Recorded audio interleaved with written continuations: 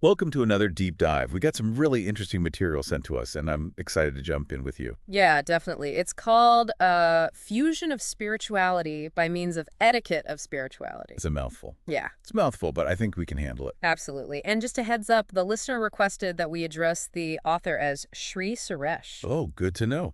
Shri Suresh Kumar Makam, right? Disciple of Shri Raghavendra Ral Sahib. That's right. Okay, so Shri Suresh it is. So getting into the book, right off the bat, we get this disclaimer. Oh, yeah, this is a good one. It's intense. It says, cleanse your manas with practice of sadhana, and then go through literature. Otherwise, reality will be lost upon you. Manas is mind, by the way. Yeah, that's pretty powerful. It really sets the tone. I mean, is he saying we need to, become enlightened before we can even understand this book? I don't think it's about being enlightened, necessarily. It's more about approaching the text with a certain receptivity, a cleansed mind. Okay, yeah. Kind of like prepping your palate before a fancy meal. Exactly. You need to be able to appreciate the subtleties. The subtleties. And speaking of subtleties, one of the big concepts Shri Suresh keeps coming back to is this idea of akhlaq. Yes. It's more than just good manners. Right. It's deeper than that. More like your inherent spiritual disposition, the qualities that drive your actions, especially spontaneous actions. So like those acts that you just do without thinking. Exactly. Interesting. So it's not just about doing the right things, but about cultivating the right inner state so those actions come naturally. That's it. And to illustrate this, Shri Suresh tells this really vivid anecdote about Shri Babuji Maharaj. Okay, yeah. The one where he's preparing to offer Prasad to his guru, Shri Lalaji Maharaj. Yeah, that's the one. I love the details in this passage. It's like you're right there in the kitchen with him. It's so descriptive. He's so meticulous about everything, selecting each ingredient, making sure everything's spotless, even dressing in this, simple but elegant attire. And there's this atmosphere of reverence, right? It's Yeah. palpable. It's like every action, every little detail has this spiritual weight to it. Right. And it makes you wonder, what's the deeper meaning behind all of this? Well, exactly. And that's where Shri Suresh makes this really striking comparison. He compares Shri Babuji Maharaj's state during the ceremony to the intersection of sunset. Okay, now that image, that really stuck with me. But I gotta admit, I'm still trying to wrap my head around it. What do you think he's getting at with that? Well, the sunset is this liminal space, right, where day transitions into night. It's a point of duality where light and dark coexist. So is he saying that Shri Babuji Maharaj, in that moment of offering, was also in this kind of in-between space, bridging the gap between the physical and spiritual realms? I think that's a really insightful interpretation. It's like through his deep devotion and focused actions, he's transcending the limits of ordinary consciousness. Okay, that makes sense. But there's also this element of discipline, right? Like the sunset happens at the same time every day without fail. Is there a connection there to spiritual practice? Absolutely. Just as the sun follows its celestial rhythm, a dedicated spiritual practitioner cultivates a consistent practice, unwavering in their commitment. So both the sunset and the spiritual aspirant demonstrate this kind of steadfastness, a dedication to a higher purpose. Precisely. And from this idea of cosmic order and discipline, Shri Suresh launches into this fascinating exploration of eternity. But here's where he takes a bit of an unexpected turn. He brings in a dialogue with ChatGPT. ChatGPT, the AI chatbot. What's an AI doing in the discussion about eternity and spirituality? I'm confused. I know, right? It's definitely a curveball. But I think Shri Suresh is using this unexpected conversation to make a point about the limits of language, especially when we're trying to grasp these profound spiritual concepts. So it's not so much about the specific answers ChatGPT gives, but about the limitations of how we think and talk about these things. Exactly. Our language is so shaped by scientific models, by linear thinking. It can be hard to really capture the vastness, the mystery of spiritual experience. It's like trying to describe the ocean to someone who's never seen it. Perfect analogy. You can use all the words you want, but they'll never fully grasp the immensity of it. Right. And it raises this really interesting question. How do we even begin to define or understand something as boundless as eternity?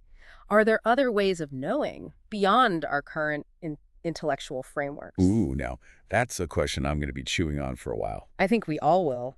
But before we get too lost in the vastness of eternity, Shri Suresh brings us back down to earth with some incredibly moving stories about love and devotion. Oh, yes. The intercommunications with Swami Vivekananda, for example. Vivekananda is completely blown away by the depth of love Shri Babuji Maharaj has for his guru. He even claims that this love was so powerful that it compelled Shri Lalaji Maharaj to, leave the brighter world and come back to this earthly realm. Right. It suggests that Shri Babuji Maharaj's inner state, his Akhlaq, was actually impacting spiritual reality. It's like his love had this gravitational pull, drawing his guru back into his orbit. Powerful stuff. And then there's the interaction with Radha Devi herself. Who, in case anyone needs a reminder, is considered the embodiment of divine love in Hindu tradition. Right. And she is amazed, just astounded. She compares Shri Babuji Maharaj's love to her own legendary love for Lord Krishna. Yeah. And get this, she claims that Shri Babuji Maharaj has actually surpassed her own level of devotion. Talk about high praise. I know. But what I find really interesting is that she calls him her brother because of this shared intensity of love. That's really beautiful. It speaks to this profound connection, a recognition of kindred spirits. Kindred spirits united by this intense, pure love. Okay, I'm seeing how this all ties into the idea of Akhlaq, that inner spiritual disposition. But hold on, how does all of this, the meticulous preparations, the sunset analogy, these stories of intense love, how does it all connect back to this concept of spiritual etiquette? I'm still missing a few puzzle pieces here. That's a fantastic question, and one we'll definitely unpack further as we dive into the next section of the book. Stay tuned. Welcome back. Okay, so where were we? Yes. Trying to figure out how all these threads connect back to the idea of spiritual etiquette. It's like Shri Suresh is giving us this giant jigsaw puzzle. We've got all these fascinating pieces, a clock, the sunset metaphor, the stories of incredible devotion. But how do they all fit together? Exactly. I'm ready to see the bigger picture. And I think Shri Suresh is inviting us to really engage in that process of discovery, to put the puzzle together ourselves, Yeah, I appreciate that. It's definitely more fun than just being told what to think. Right. It's about active participation. So let's go back to your question. How does all of this tie into spiritual etiquette? I think a good starting point is that anecdote about Shri Babuji Maharaj preparing the Prasad. Right. The meticulousness, the reverence. It's more than just cooking, isn't it? It's a ritual imbued with deep meaning. And remember that comparison Shri Suresh makes to the intersection of sunset. Yeah, he's saying that Shri Babuji Maharaj in that moment is like bridging the gap between the physical and the spiritual. Exactly. He's transcending the mundane. And I think that's where etiquette comes in. True etiquette. It's not just about outward appearances or social conventions. It's about aligning your inner and outer world. It's about expressing your deepest values through your actions, your interactions. So in this case, Shri Babuji Maharaj's actions are reflecting his inner reverence, his love for his guru. Yes. It's not just about the food, but the spirit in which it's offered. And this is where Akhlaq comes in. Exactly. Cultivating those inner qualities, purity, reverence, selfless love, that then naturally manifest in our actions. So Akhlaq is like the foundation, the source from which true spiritual etiquette flows. I like that, the source. Yeah. And Shri Suresh is showing us that this kind of etiquette isn't just about following rules, it's about a way of being. It's about aligning your inner landscape with your outer actions. Beautiful way to put it. And this brings us back to that dialogue with ChatGPT. Oh yeah, the AI chatbot. Remember, Shri Suresh used that conversation to point out how limiting language can be, especially when we try to describe something as profound as spiritual experience. It's like, how do you explain the color blue to someone who's been blind since birth? Right. Words can only take you so far. You can try to describe the wavelengths and all that, but it'll never truly capture the experience of seeing blue. Exactly. And I think that's part of what Shri Suresh is getting at. True spiritual etiquette goes beyond what can be articulated or codified. It's something you feel and embody, not just understand intellectually. Yes, and that's where those stories of love and devotion come in. Think about Vivekananda's reaction to Shri Babuji Maharaj's love for his guru. He was floored, utterly astounded by the depth and intensity of it. And then Radha Devi herself claiming that Shri Babuji Maharaj's devotion surpassed even her own. Yeah. Those stories aren't just heartwarming anecdotes, are they? They're pointing to something much deeper. They're showing us what's possible when we cultivate that kind of inner purity and selfless love. Yeah. This is Akhlaq in action.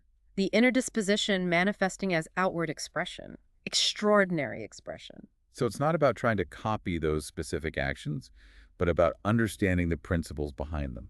And then finding our own unique ways to express those principles in our lives. It's like we're being given a glimpse into a different way of being, a way of living guided by these deeper values and aspirations. Exactly. And that's what I love about Shri Suresh's approach. He's not giving us rigid rules or dogma, but inviting us on a journey of self-discovery and transformation. A journey of transformation. Okay. But how do we actually do that? How do we go from just admiring these stories to embodying these principles in our own lives? That's the part I'm still struggling with. And that's a perfect segue into the final section of the book, where Shri Suresh offers some more concrete guidance on how we can cultivate this kind of spiritual etiquette within ourselves. Okay, I'm all ears. Let's dive into that. So we're back, ready to wrap up this deep dive into spiritual etiquette. Yeah, this last section of the book is where it all comes together. It's where the rubber meets the road, right? Yeah. We've explored all these concepts, but how do we actually apply them in our lives? And Shri Suresh doesn't leave us hanging. He reminds us that it all starts with that inner work. Back to the basics, the sadhana, the cleansing of the mind. Right, cultivating that inner state, that akhlaq, because that's the foundation for everything. It's like tilling the soil before you can plant the seeds, right? You need fertile ground for those seeds to grow. Exactly. And once that ground is prepared, then we can start to really grasp the nuances of spiritual etiquette. It's not about following a bunch of rules, is it? No, it's a way of being, a state of heightened awareness that's reflected in every aspect of your life. So less about, did I use the right fork? And more about, am I approaching this interaction with genuine presence and compassion? That's it. Infusing even the most mundane actions with intention and awareness. It's like Shri Babuji Maharaj and the Prasad, right? Yeah. Every step, every little detail, imbued with love and devotion. Yes. And as we cultivate that inner state, our actions naturally start to align with those deeper values. Our interactions become more harmonious. Our lives become more fulfilling. It's like this beautiful ripple effect. It starts within and then radiates outward. Exactly. And this is where those stories of profound love, they serve as such powerful inspiration because they show us what's possible. Yeah, like the potential of Akhlaq when it's truly embodied.